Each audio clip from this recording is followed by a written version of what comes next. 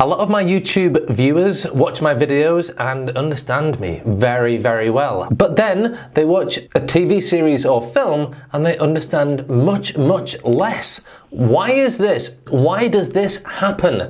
Well, I'm going to give you a few of my personal secret teaching tips, which will help explain why you understand me better than other native speakers. And we're going to then use this information to help you improve your listening skills so that you can understand other native speakers better.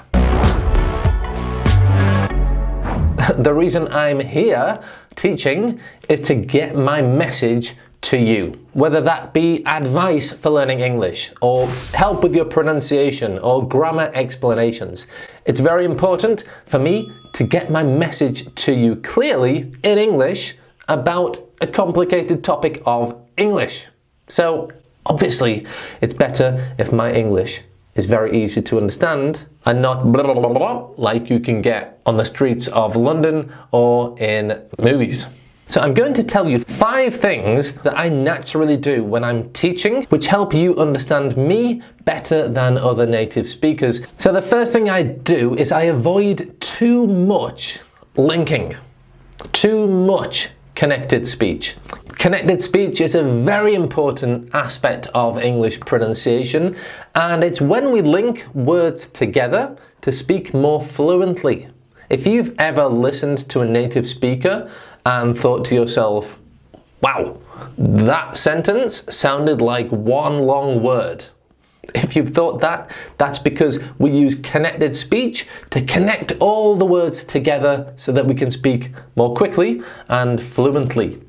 So I avoid too much of this so that it's easier for you to actually understand the words that I'm using and not think, whoa, that sentence was one long word. Just look at this expression. When I'm speaking quickly, I might say, there are 100 things. However, when I'm teaching and I want to be clearly understood, I would probably say, there are 100 things. There are 100 things, instead of linking there are 100 things. The second little teaching trick I do is to really emphasize the important parts of the sentence. Words like but, words like however, words like for example. These introduce what I'm going to say, but introduces a different point of that sentence. For example introduces, obviously, a few examples. But if I'm speaking with my friends, I might use a very quick but. The third thing I do is avoid more complex grammatical structures. For example, the passive voice. A lot of my students on YouTube are of an intermediate, upper intermediate level, and the passive voice is something that is round about that level. So some students will know it and use it confidently, some students will know it but not really know it very well, and some students will not know it. So I tend to avoid using that structure, and it's easy to do. So imagine I'm talking about a trip to the doctors. Instead of saying I was seen 2 hours after I arrived, I would probably avoid the passive tense and say something like, the doctor saw me 2 hours after I arrived. The fourth little trick that I use is reducing my speed when I come to a part of the sentence which has a lot of words together. In the last point, I said this. Imagine I'm talking about going to the doctors. There's a lot of words together there, but a lot of it is not very important, and when we're speaking naturally in English, I might say something like this. Imagine I'm talking about going to the doctors. Imagine I'm talking about going to the doctors. Woof. What I would normally do when I'm teaching is just slow down that congestion of words. Like, imagine I'm talking about going to the doctors. I'm sure you will agree that that's much easier to understand than imagine I'm talking about going to the doctors. And the fifth thing I do was a technique that I learned when I was first starting to teach, and this is paraphrasing the important parts of what I'm saying. Paraphrasing means saying something in a different way. In other words, I say the same thing twice, but in different ways. I say it one way first, and then I say it a different way. I've just done it. So to express this point, I've said the same thing 4 times, but using different words, so that if you didn't understand the first way, hopefully you understood the second way. If you didn't understand the second way, hopefully you understood the third or fourth way. So for the important parts of explanations, I repeat, but using different words. They are my 5 secrets.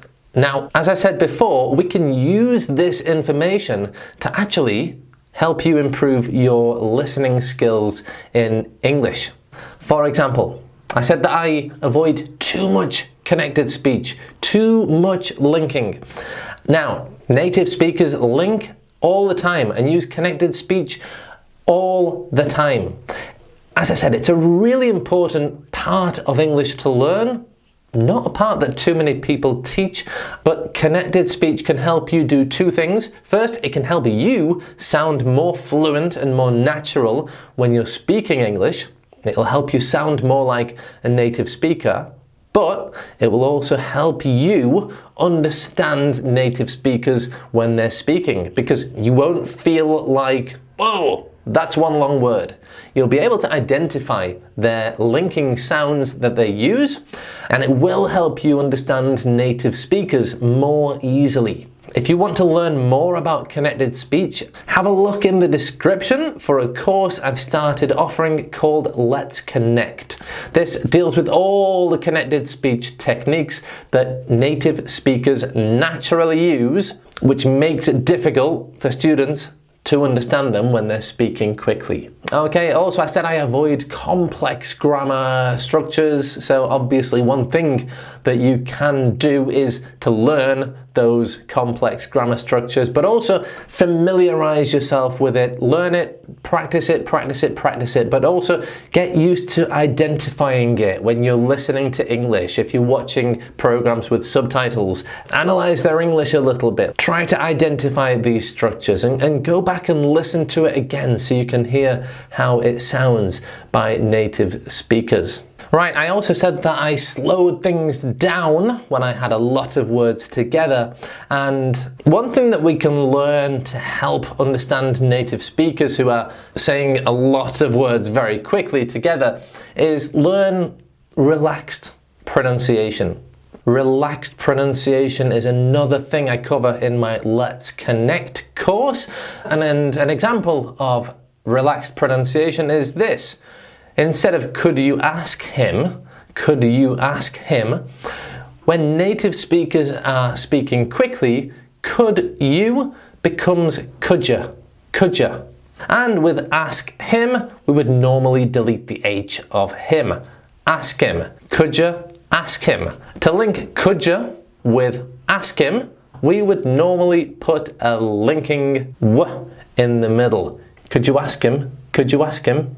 Yeah, could you ask him sounds nothing like could you ask him, but it's how most native speakers would speak when they're speaking quickly with other native speakers. So, as I said before, connected speech, relaxed pronunciation are all things that you should focus on and give more importance to than grammar, in my opinion, because it's the type of thing that's going to help you understand fast-speaking native speakers. And the last thing I said that I did was paraphrasing, saying things in a different way. Now, this is something that you can do too, and this will actually help you improve your speaking and listening skills in English. I mean, let's use a really basic example of this. You might see a dog sitting outside a shop. I mean, I always suggest talking to yourself, even in your head, in English. It's a great activity. But think of different ways to say the same thing. The dog is outside the shop. The dog is waiting for its owner. The dog has been left outside the shop. Just always ask yourself, is there another way I can say this? Can I say this in a different way? Do I know an alternative way of saying this? How can I say the same thing using different words? I've done it again. But do this yourself and you will expand your English grammar and improve your English and improve your listening skills too, because you will be more familiar with all these different ways of saying things, not just the most basic way, which is probably the way that you usually choose to say something. So remember to have a look at the Let's Connect course. That's in the description below. I think that will really help you with this topic, and I look forward to seeing you in the next lesson. Thanks for watching, and bye for now.